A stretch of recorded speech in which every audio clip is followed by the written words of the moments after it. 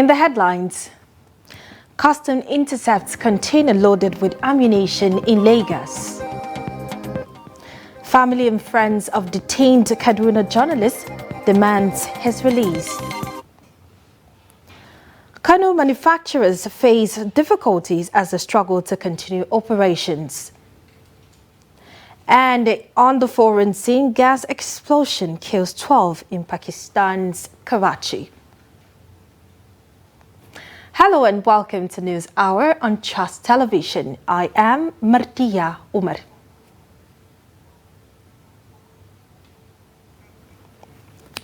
Now the news in detail.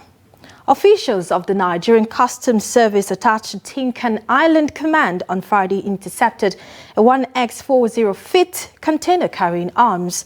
Police Public Relations Officer of Tinkan Customs, Uche Ejeseme, confirmed the development, saying officials discovered the container during a routine examination at Terminal B2, which the owner of the container allegedly declared as a plasma televisions. He added that in line with service protocol, the command will inform the Customs High Command in Abuja after the container had been thoroughly examined at the enforcement unit of the command.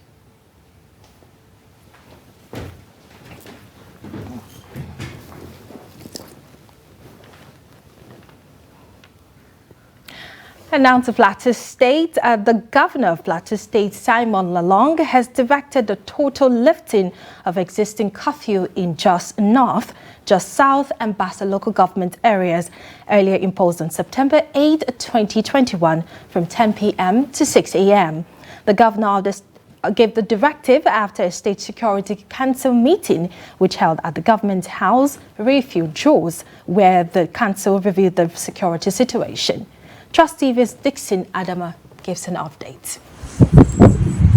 Following the review of the curfew in just the Plateau State capital by Governor Simon Lalong, the state remains the same, and people are still going about their normal business because originally the curfew was supposed to be from 10 p.m. to 6 a.m. Just nightlife in Jos has not really been flourishing, and people normally go to their rooms as early as possible, coupled with the cold which has broken out in Jos. So people are not even aware of the curfew, the review of the curfew. Even if they are aware, there's no much impact. However, what they were looking out for was the review of the time of tricycle operation, which is still between 6 p.m. to 6 a.m. and that's the restriction. That time they're not supposed to operate anymore. So without that, the review of the original curfew was not really felt by the people, and people are not even aware. But however, the Christmas is around the corner and people are still going about their normal businesses, and few ones felt that okay, the review of the curfew was good, while others are not even aware.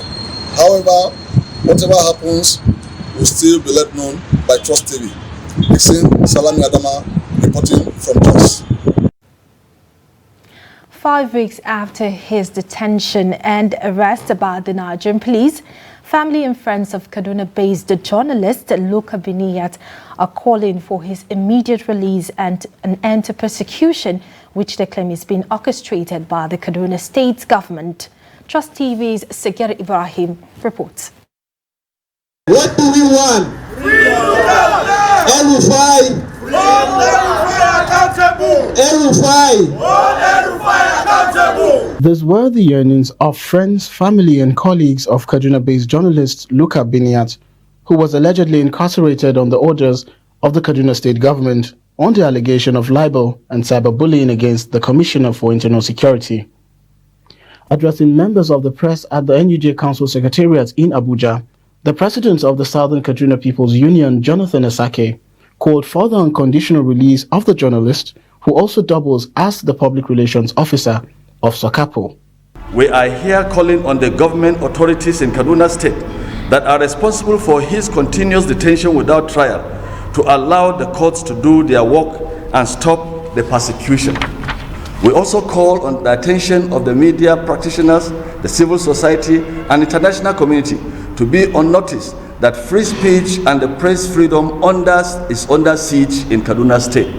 Asake added that while the Commissioner for Internal Security has since cleared his name, Biniat remains incarcerated, yet to be tried or heard by a court of competent jurisdiction. His continuous detention, up to 5 weeks now running, is because the magistrate court has refused to grant bail and has kept him in detention and claiming they don't have jurisdiction. And the man in question, who we know is being used by the state government, has gone to the NUJ Secretariat in Kaduna and made press conferences clearing his name, stating his case, but Luka has not been heard. Luka can only be heard in the court, but he has not been heard 5 weeks after. Also speaking was renowned activist Omoyele Sowore, who called for the sanction of the Kaduna State Governor over the violation of media freedom in his state. And I will want to call on the CPJ in New York to declare Mr. El-Rufai as one of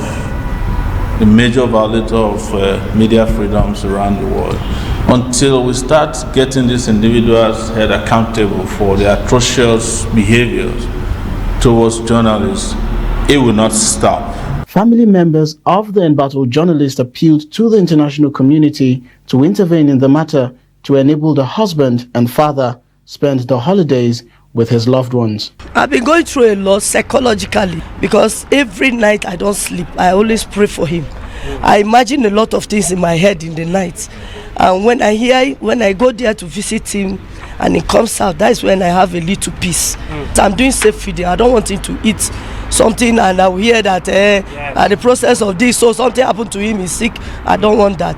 And he also had a health challenge. They don't allow him to see a doctor, and I'm even afraid. I don't trust anybody. I want his freedom. Yes. I want him to spend this Christmas with his children and I. In over 2 decades of my life, I've never witnessed so much trauma, horror and terror in one place at the same time. It's very disheartening and sad to know that this level of terror is being put on us by a fellow person from our own state. Sagir Ibrahim reporting for Trust TV.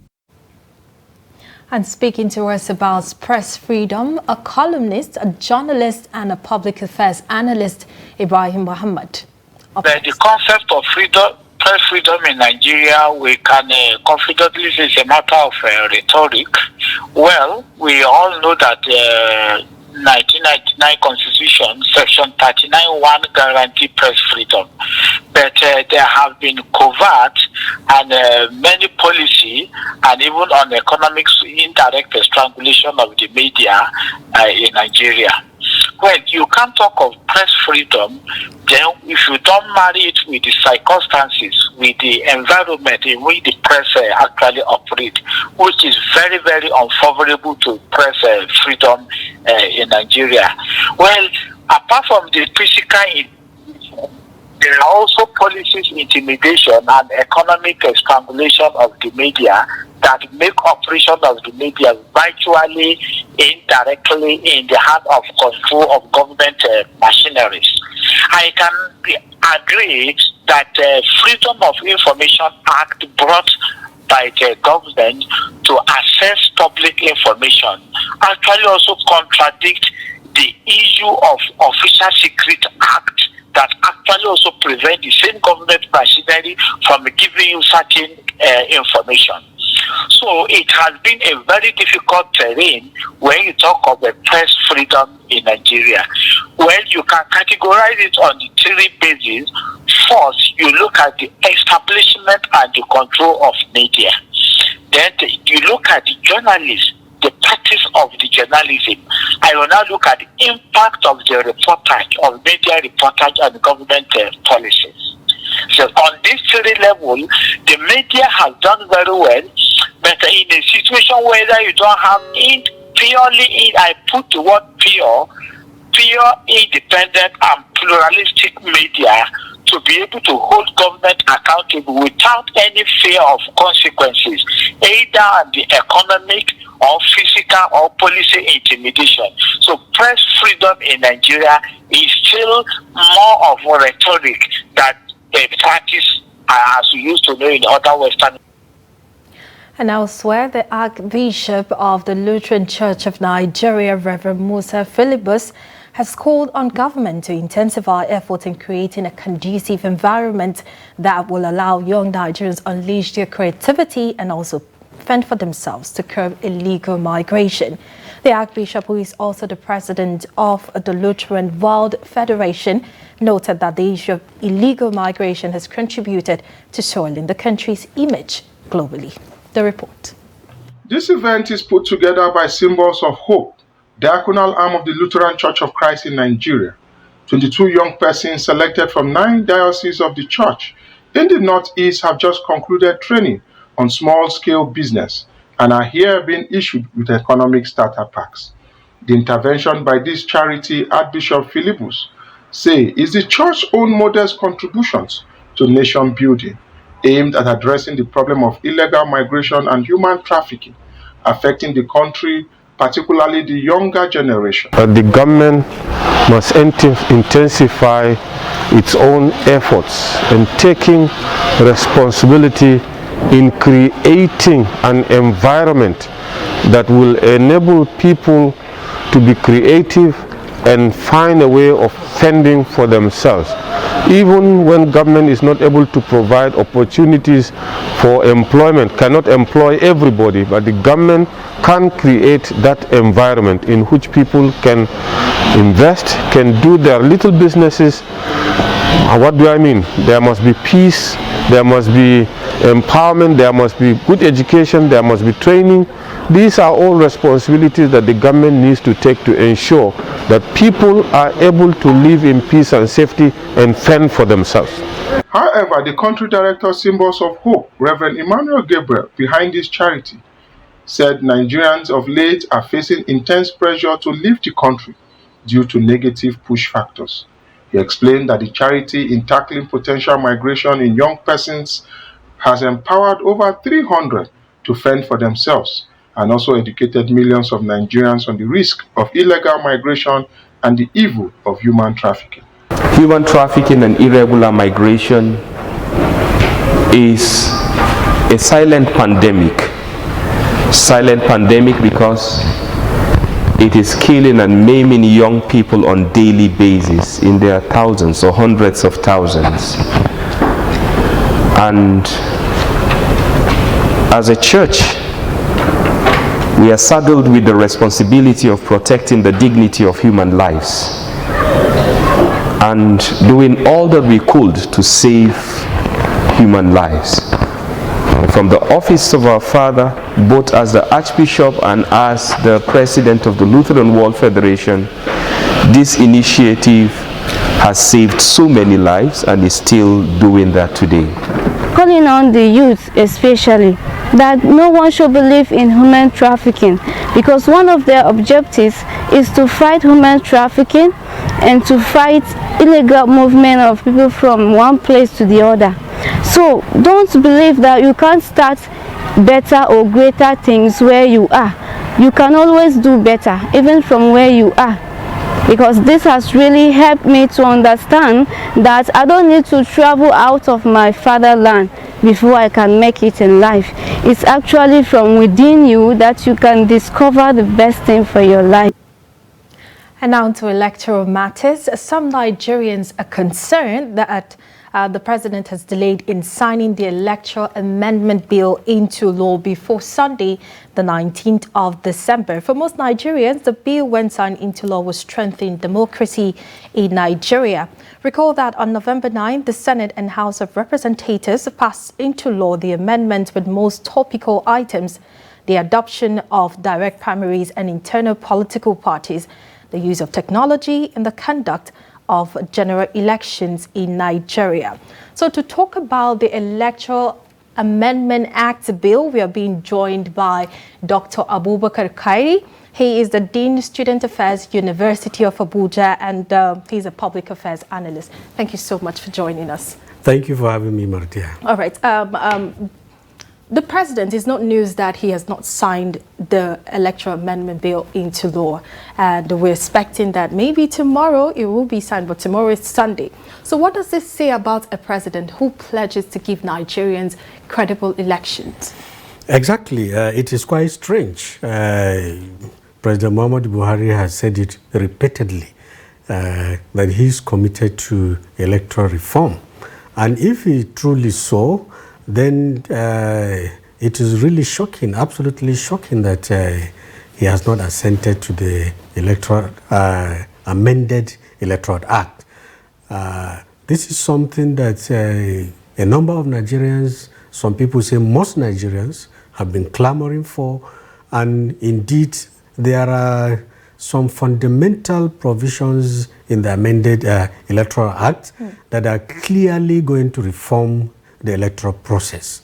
And so some of us have been fighting for this amendment, have been clamoring for it, even before the Justice Lawal Uwe's panel or commission.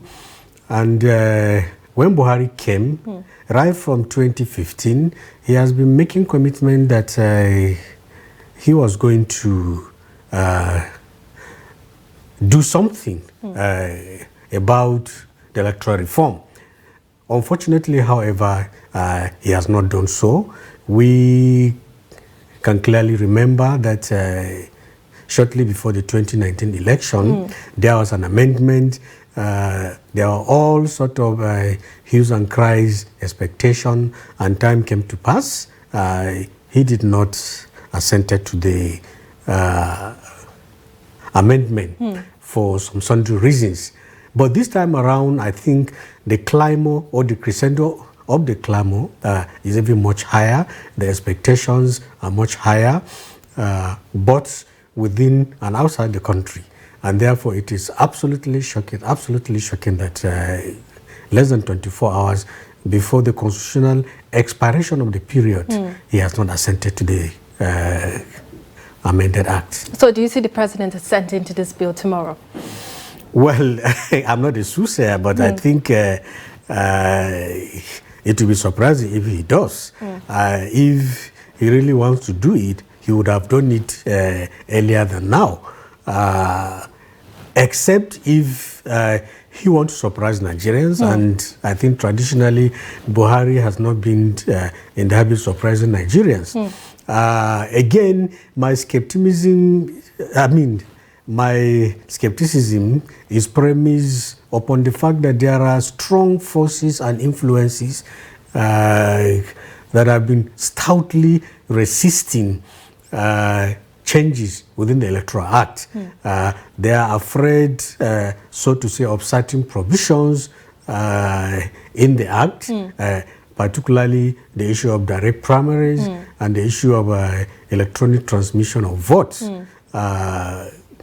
So they have been putting pressure on the president, and these are individuals, groups, like the Governors Forum, and allegedly his own All Progressive Congress. So they have brought a tremendous pressure to bear on the president, and probably that is why the president is dithering. So I think it will be a miracle if at the end of the day the president assents to the bill, but that would be quite unfortunate. Okay, so you talked about the direct primaries, which of course has been a bane of contention between the lawmakers and the governors. In your own view, do you think it's easy to conduct direct primaries, judging from the fact that not just one election, multiple elections, we've had logistic and security problems? Well, I must admit that the direct primary has its own pros and cons. And some of the major problems which proponents of direct primaries have not been looking at, but which I've also pointed out, are two.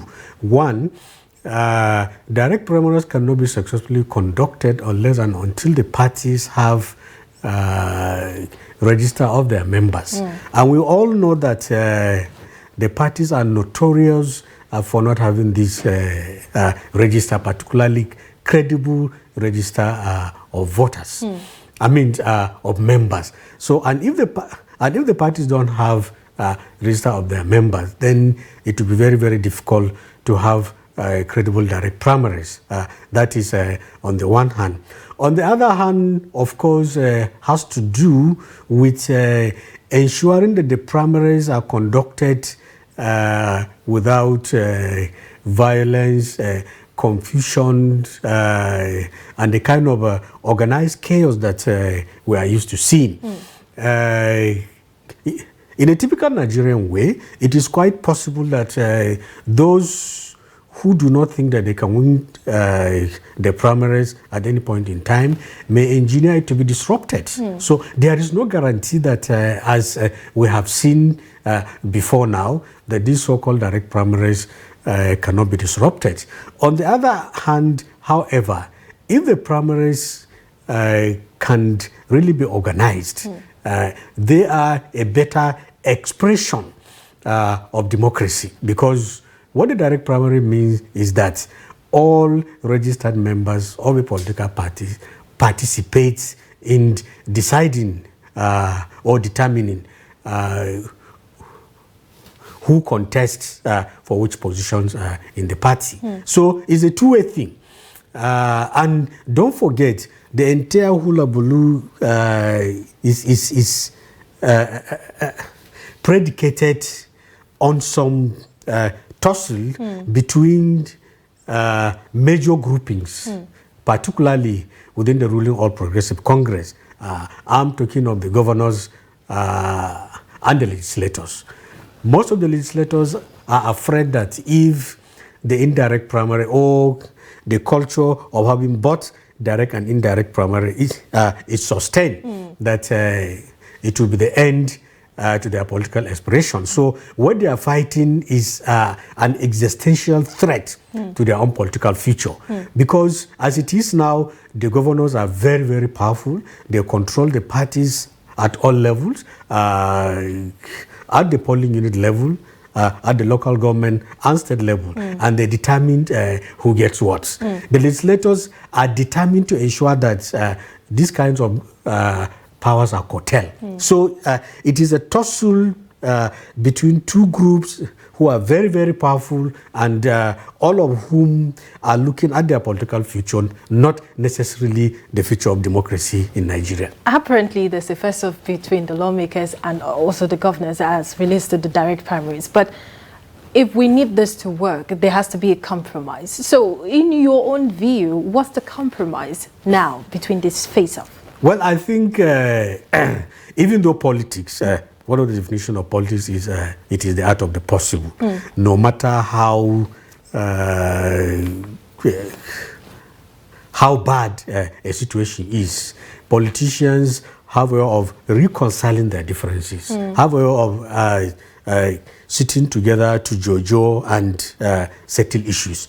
However, I'm afraid that we are almost reaching a point of zero-sum politics, where one of the sides must lose, because it appears that all of them have dug deep. The legislators are determined to have their ways. They have even threatened to veto the president if he refuses to assent to the bill. The governors are also determined to have their ways, either by hook or crook. So it's a titanic battle. But then, as happened before and severally in Nigeria, anything is possible. I have not given up. It is still possible to reach a compromise in their usual politicians' way, even though the stakes are quite high. All right. Thank you very much for being on the News Hour this evening, Dr. Abubakar Kari. Thank you so much. It's a pleasure having me. All right. So that was Dr. Abubakar Kari. He is the Dean Student Affairs, University of Abuja, and a public analyst, talking about the Electoral Amendment Act. And we'll move on from Electoral Matters. So we'll look at a coalition of disengaged textile workers in Kaduna State, and they've appealed to the management of Ariwa Textile Limited to pay their entitlements and settlement. The workers are appealing to the northern elders and political leaders to intervene in finding solutions to this plight. And during a peaceful protest at the gate of the defunct textile mill, some of the workers displayed placards with different inscriptions that pleaded for settlement of their entitlements. We have Kaduna Textile Limited, Arewa Textile PLC, Nortex and Fantex. And this mill closed between 2003 and 2005 without the payment of our total entitlement, the gratuity and our total emolument. Nothing was done. All this while, we faced a lot of difficulties. Since the closure of these mills, our entitlement was not paid. We faced a lot of difficulties. Many of our workers became frustrated. Many marriages within the family of these textile workers disengaged. Many things happened to us. Our children don't even go to schools. Our wives, our daughters became street hawkers. There are many of us. There are some of us that are old that they cannot be employed at anywhere. So they depend on their children.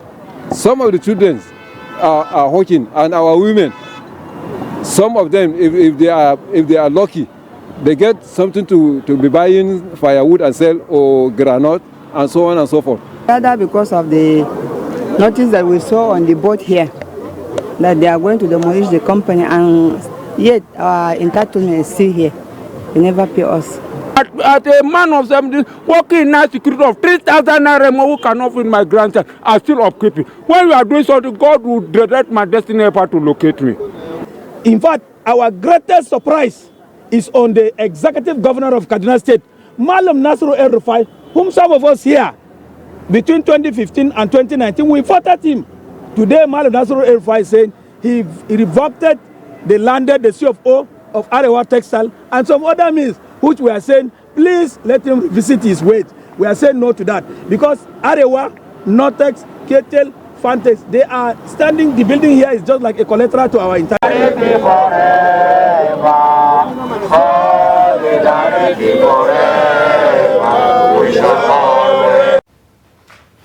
And the Nigerian Labour Congress (NLC) has warned the federal government against plans to remove fuel subsidy in 2022, saying the action will be met with nationwide protest. The communique signed by the NLC President Ayuba Waba and General Secretary Emmanuel Ugbaja said that the resolution followed the National Executive Council meeting of the union. NLC resolved to reject and resist the planned increase in the pump price of petrol by the federal government, describing the plan as extremely insensitive to the acute hardship being experienced by Nigerian workers and people. According to the union, the Congress rallies would commence without warning should the government announce new fuel prices next year. And to Lagos State, where Fire and Rescue Service says no death or injury was recorded in the fire that broke out at the Okiafa building material market in Jakande-Egbe, Lagos State, and Friday night. The director of the service, Margaret Adesaya, in a statement on Saturday said the application of copious water and chemical foam compound subdued the fire. According to her, the cause of the inferno and the losses recorded could not be ascertained, as investigation is still ongoing to unravel the circumstances surrounding the outbreak of the fire. And police in Jigawa State have arrested a 22-year-old suspected drug dealer in the Ringim local government area of the state in possession of 91 tablets of Exo drugs, 9 cards of diazepam tablets, and 8 wraps of dried leaf suspected to be Indian hemp. Police Public Relations Officer in the state, Lawan Shisu, confirmed the arrest in a statement in Dutse on Saturday.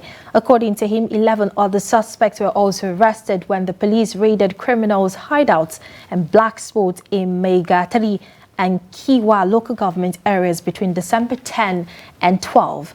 Recoveries during the raid include dried leaf suspected to be Indian hemp, empty sachet of diazepam tablets, rubber solution popularly known as sholisho, and petroleum other substances. And Emir of Dora Alhaji Farouk Umar on Saturday to ban the only son of President Muhammad Buhari, Yusuf Buhari, as Taliban Dora and district head of Kwasarawa community. At the occasion, the Emir and Buhari deserved. On the occasion, the Emir said that Buhari deserved to be appointed as district head considering the developmental strides brought to the Emirates by his father. He added that in his new role, he will be visiting Daura regularly and be participating in the daily routines of Emirates Council, contributing his quota toward its development. The Daura Emirate Council recently appointed President Buhari's nephew, Musa Haro, as district head of Buhari's ancestral town of Domoko. In attendance at the Yusuf Buhari's Tubaning ceremony include Vice President Yemi Osibajo, Senate President Ahmed Lawan, and Speaker of the House of Representatives, Femi Gbajabiamila, governors of Katsina State, Kano State, and Emir of Bichi in Kano State, among others.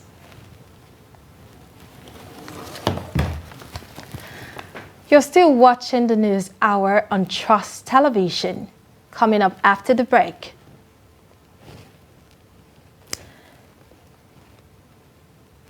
Plight of Katsina's spinal cord injury. To stay with us. Get latest updates on current topical issues and breaking news by downloading the Trust TV mobile app on your Android devices. Go online, click Google Play Store, search Trust TV, install the app, and get doses of unfiltered information on happenings all over the world in your pocket. Trust TV, documenting the Nigerian story.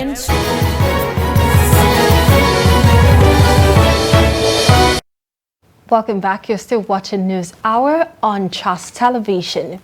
But before we proceed, let's take a look at some of our top stories. We told you earlier that officials of the Nigeria Customs Service attached to Tinkan Island Command have intercepted a 1x40-feet container carrying arms. And the family and friends of detained Kaduna-based journalist Luka Beniyat are demanding for his release. And still ahead, Federal Neuropsychiatric Hospital Enugu has raised alarm over the growing number of abandoned mental health patients in the hospital and asked for assistance in their treatment and welfare. The medical director of the hospital, Monday Igwe, raised the alarm during the hospital's 2021 Thanksgiving and town hall meeting. Igwe said the number of people with mental challenges have continued to rise, lamenting that the medical bills and upkeep of abandoned patients and the indigent ones have constituted an economic burden to the hospital. Nasarawa state government has banned the use and sales of charcoal in the state to protect the environment. The Permanent Secretary, Ministry of Environment and Natural Resources, Aliyu Agwe, announced this during a presentation in Lafia. He said that the process of producing charcoal is harmful to the environment by destroying the climate and increasing global warming, noting that burning of charcoal especially would produce harmful emission. He warned those selling and using charcoal to desist to avoid persecution in case of violation. The Canadian government says it will lift the travel ban on 10 African countries, including Nigeria, on December 18. The country's health minister, Jean-Yves Duclos, announced this at a news conference in Ottawa. He said other countries include South Africa, Mozambique, Botswana, Zimbabwe, Lesotho, Eswatini, Namibia, Malawi, and Egypt, while recognizing that the controversial nature of such a prohibition is a necessary measure to slow the arrival of Omicron in Canada. Canada is also reimposing its requirement for Canadians taking short trips abroad to get a COVID-19 test before returning to Canada, noting that the pre-entry testing requirement will take effect on December 21 and travelers must take the test in a country other than Canada. Canada late November restricted travels from Nigeria and 9 other countries over the spread of recently discovered Omicron variant of coronavirus. Away from health matters, the number of people living with spinal cord injuries is increasing at an alarming rate in Katsina State following road crashes and gunshot wounds from bandit attack. Some accident survivors with spinal cord injuries who spoke to Trust Television in Katsina say they are suffering in silence. Trust TV's Abdullahi Ahmadi says they have formed an association to ease some of their difficulties. These people are living in pains, agony, frustration and depression for several years. Though they are lucky to have undergone series of surgeries from within and outside the country, yet the challenges of managing their lives is posing a serious concern. While narrating his ordeal, Malam Abdullahi Suleiman, a 36-year-old road crash survivor, said to anybody living with spinal cord injury, life will never be the same. How to accept the condition you find yourself. Okay. If not, you will find yourself in desperation and other problems. To, let's say, wash your things like clothes, other things that you are using. That so whenever you want to put your pampers, let's say, you have to get someone that will lift you up so that you put it very clearly. So when I want to change my catheter, let's say, I find it very difficult to change it because this hand is not working properly. Retired Lieutenant Usman Hudu, who retired from the military, said the fragile condition of people living with spinal cord injury requires serious care and concern. While Shuaibu Halir Musawa, who is suffering for over 21 years now, described life with spinal cord injury as miserable and appeals to government to establish spinal cord injuries rehabilitation center in each of the 6 geopolitical zones of the country. When I had this accident, I sustained a spinal cord injury, and this injury resulted in me not being able to move any part of my body, not being able to control urine, not being able to control pieces, not being able to even have the feelings in my skin. So that is the first time when I realized that spinal cord injury patient is a patient that cannot control anything he has. The next stage which a person can find himself when he gets an injury is to be depreciated or prostrated. That before, for at least 2 to 3 or 1, just an hour or more than that, I can do this, I can do this, I can do that, I can do that. But now I find myself, I cannot do it. You'll be prostrated. But here in Nigeria, we are praying, we are hoping to see a day or a time when we can get at least one rehabilitation center for spinal cord injury or one in 6 geopolitical zones of this country. We ask the government, the philanthropists, the NGO, the company, and all other relatives who can help to see that we achieve this our dream. This 25-year-old Aisha Balafuntua said it's no longer at ease as she could not even cope with her house chores as a housewife. According to her, she has to relinquish some of her responsibilities to her co-wife to enable her manage herself properly. It has a lot of challenges as I am a housewife. I can't cook, sweep, even prepare my children when they are going to school. I can't even wash my face mask. The major causes of spinal cord injuries are attributed to road crashes. The Kaduna State Sector Commander of the Federal Road Safety Corps calls for safe driving, especially during festive periods. Safe speed. People should drive at a very safe speed so that once the speed is safe, then crashes will reduce. We also look at avoid night travels. People travel at night. In the night, when people travel, crashes occur. And when crashes occur, sometimes people don't get help. Or if they do, the help does not come early enough. So we try to advise that people should avoid night travels.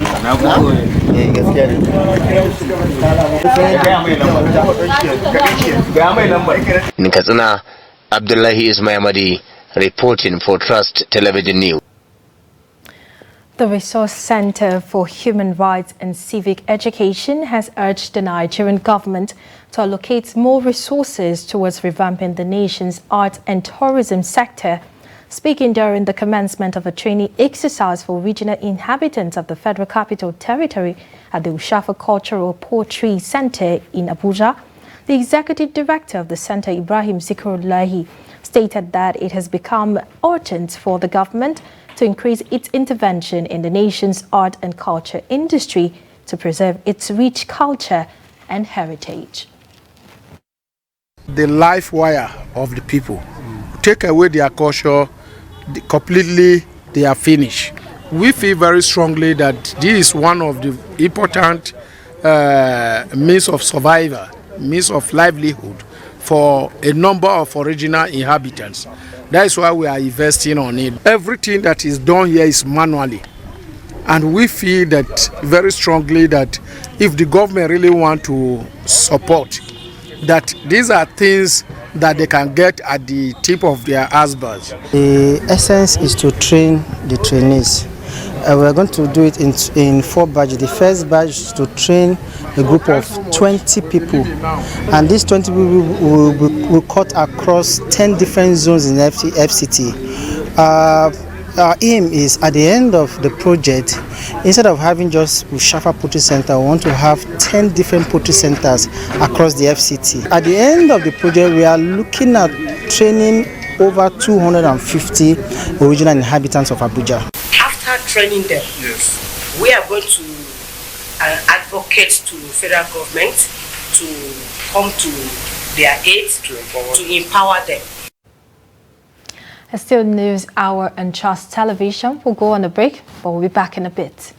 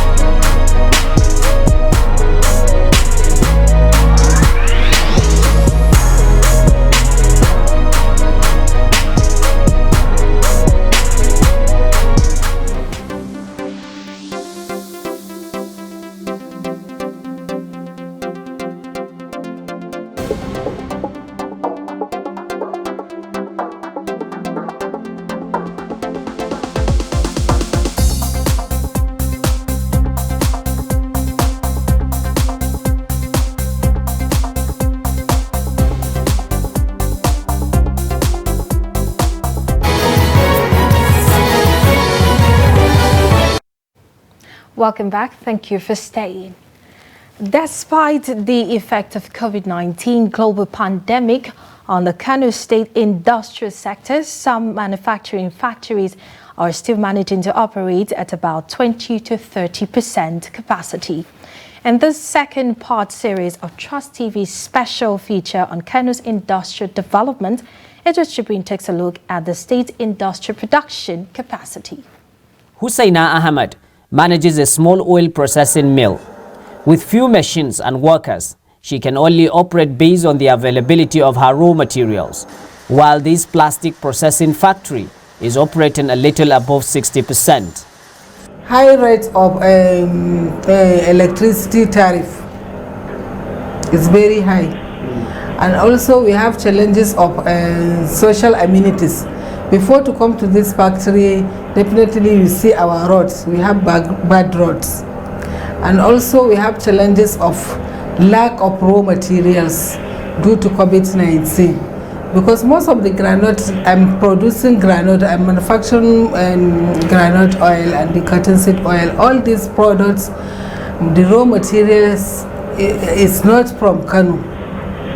We are getting it from Gombe, from Maiduguri sites, from Benin site, Cotonou, from Chadi, from Cameroon. So due to the COVID, you know, there is some problems of going there to buy the raw material. And also, since it is non-Nigerian product, non-Nigerian raw material, so there is high rate of exchange now because dollar is high, even SEPA is high because Chad and Cameroon are using SEPA. So most of the time we are buying dollars to go and make change there to buy the granite. Last year by now, I'm buying 1 ton of granite at 300,000, which is expensive at that time. But today, I'm buying granite at 590. No, ton. It means like 59,000 per bag. However, with the federal government recent ban on rice importation, agro-allied industries may have had a cause to smile. This rice processing mill is one of them.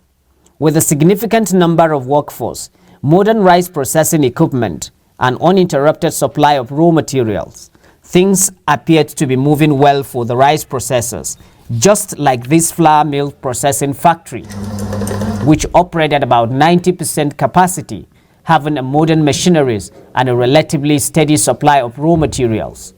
Nevertheless, manufacturers believe that there are many lapses to cover if Kano is to regain its industrial lost glory.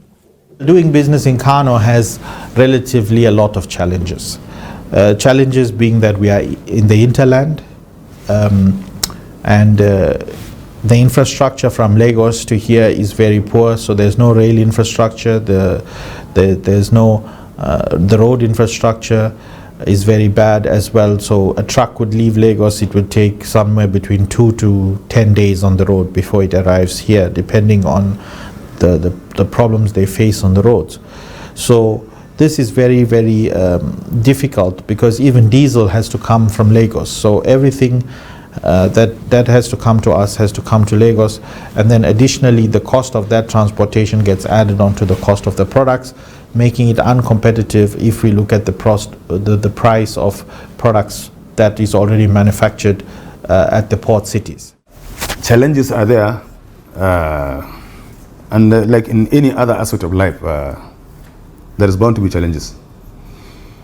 But we will continue to raise our voice for the authorities to come to our aid, so that as they have done in many other areas, they should also continue to help, so that we can have a smooth operating environment where the existing companies will continue to thrive, and others outside will also be able to come in. Unless raw materials becomes adequate, electricity supply remains uninterrupted, and government policies are properly implemented, the future of Kano's industrial sector may likely continue to remain bleak. Idris Jibrin, Trust TV News, Kano. And now let's take a look at what's happening in the business world. The Auditor General of the Federation and the annual report says that the Federal Inland Revenue Service raised payment vouchers totaling 138.5 million naira that were not supported with relevant documents in violation of extant rules. Details of the payment and other infractions are contained in the annual report released by the Audit Report. According to the report, FIRS is among the many ministries, departments and agencies of the federal government indicted and queried by the Auditor General for incessant violation of extant rules, some of which include non-retirement of personal advances within a financial year and grant of cash advances above the approved limit and payments without vouchers. Similarly, the report alleged that the Code of Conduct Tribunal paid over 400 million naira to contractors for various projects in 2019, but cannot provide any document to justify the expenditures. Basic documents such as payment vouchers could not be provided by the CCT, and level of work done for which the payments were made could also not be ascertained during excise audit. And Nigeria's external reserves has fallen by $440 million in 2 weeks from $41.15 billion at the start of this month. The Central Bank of Nigeria, CBN, stated this on Friday. The reserves, which dropped by $610 million in November from $41.83 billion on October 29, declined further to $40.71 billion as of December 15. The Central Bank of Nigeria data also showed that the reserves, which had gained $5 billion in October, returned to a downward path in November, increasing from $36.78 billion on September 30 to $41.83 billion as of October 29. And on the international scene, a powerful gas explosion in a sewage system in southern Pakistani city of Karachi has killed at least 12 people and injured several others. Senior police officer Sarafa Nawaz Sheikh later said 2 of the injured died at the hospital, raising the death toll to 12. Police spokesman Sohail Jokio said that the explosion is likely caused by accumulated gas in the sewer beneath a bank building in the city's Jasha neighborhood. Windows were shattered in nearby buildings, while the impact of the blast damaged several cars parked nearby and threw debris onto a gas station on the other side of the building. Karachi Administrator Murtaza Wahab said in a Twitter post that investigation is ongoing to ascertain the cause of the blast and necessary treatment has been provided to the injured. And still on the foreign scene, United Nations Human Rights Council has voted to launch an international investigation into abuses in Ethiopia's 13-month conflict and warnings of looming generalized violence. The resolution passed on Friday despite objections from Ethiopia's government, accused the UN body of being used as an instrument of political pressure and pledged not to cooperate. The vote at the 47-member forum in Geneva was 21 states in favor, 15 against, including China, Russia, and 11 abstentions. The African group of countries called for the resolution to be rejected, saying that the proposed investigative mechanism was counterproductive and likely to exacerbate tensions. 6 African countries, including Senegal and Sudan, broke ranks and abstained.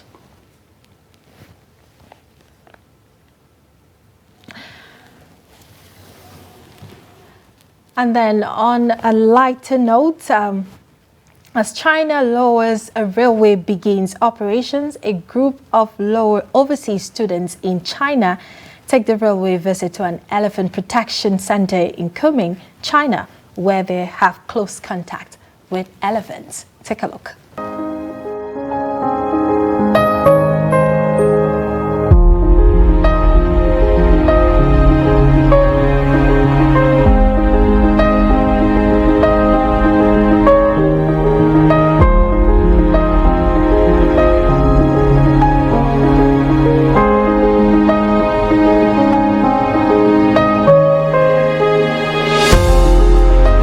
โอกาสได้มาสัมผัสกับสร้างตัวจริงอยู่ที่12 ฟนารู้สึกดีใจหลายและตื่นเต้นหลายเพราะว่าเป็นครั้งทำอิฐที่ได้มาเห็นสร้างในประเทศลาวมีสร้างจำนวนหลายอยู่แต่ว่ายังมีโอกาสได้ไปเห็นเธอนี้มีโอกาสได้มาสัมผัสกับตัวจริงได้ให้อาหารสร้างได้สัมผัสสร้างเป็นโอกาสที่ดีหลายโดยเวลาตอนที่ไปจับสร้างตอนอินรู้สึกย่านหน่อยนึงโดยแต่ก็ค่อยๆจับเพิ่นแล้วก็รู้สึกว่าบ่ย่านปานใดโดยแล้วก็รู้สึกว่าสร้างในจีนอนุรักษ์ได้ดีหลายโดยแล้วก็มีการเบิ่งแยงรักษาอนุรักษ์ผู้เบิ่งแยงสร้างเพิ่นได้ทุ่มเทการเอาใส่ใจสร้างหลายขึ้นโดยมีการเบิ่งแยงตลอดเวลา10 ชั่วโมงหรือแต่24 ชั่วโมงเบิ่งแยงคือครอบครัวตัวเองเลย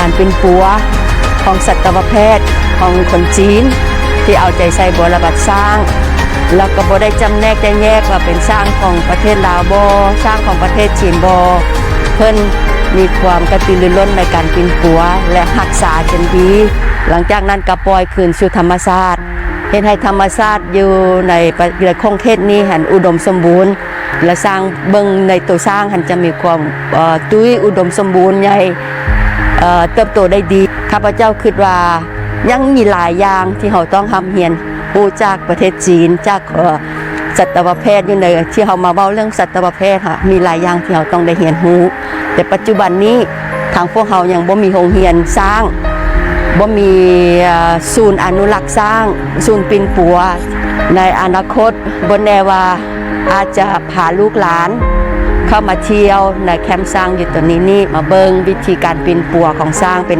ใดและสร้างความรู้สึกให้คนรุ่นใหม่มีความรู้สึกอยากอนุรักษ์สัตว์และรักษาสัตว์ไว้เพื่อคนรุ่นหลัง